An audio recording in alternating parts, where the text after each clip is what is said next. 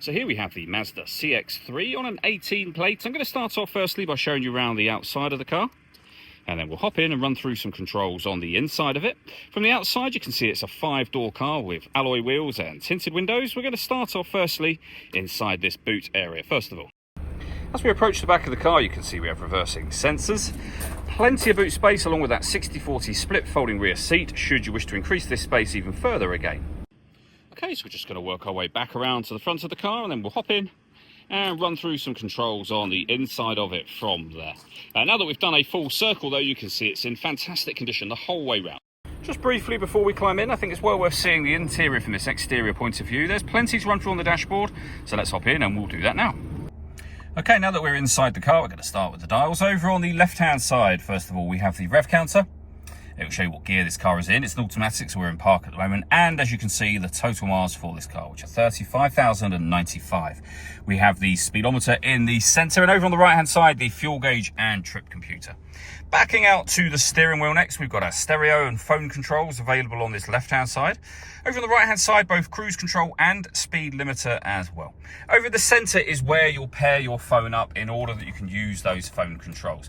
All the movement that you see me making on the screen here is being done using this dial. It's also where you'll find the volume for the stereo and a couple of physical buttons to take you into certain things. The home screen is where we are at the moment. And as I say, that dial, push it down. We're now in the phone menu where you can pair your phone. We are not going to connect a phone at the moment, of course, but it will take you into the phone menu. You can come back a step from there to the main menu.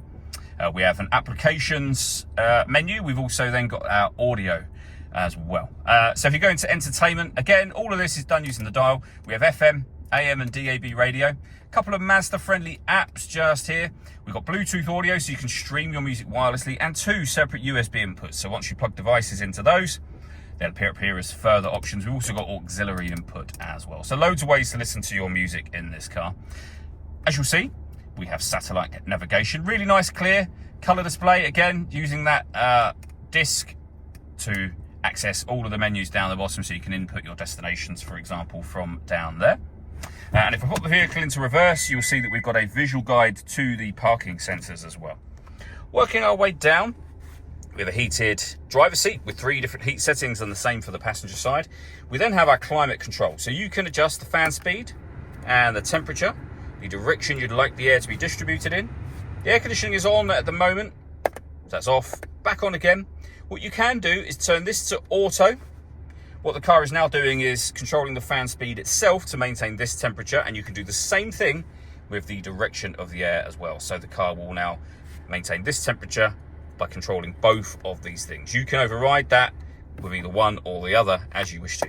You can also recirculate the air that's in the car. That's a great way of heating it up or cooling it down quickly depending on the temperature you've set. And we've got a rear heated screen as well. Below that we have our CD player, the 2 USB inputs I mentioned, along with the auxiliary input and a 12-volt charging socket underneath this cap. The gear lever for the fully automatic gearbox. You can change the driving setup of the car so you can put it into sport mode and take it back out of sport mode as well. All that leaves me to say is thank you for taking the time to watch this video. If you'd like to come and see the car for yourself and have a test drive, please feel free to give us a call here at Surrey Specialist Cars. We'd love to hear from you soon.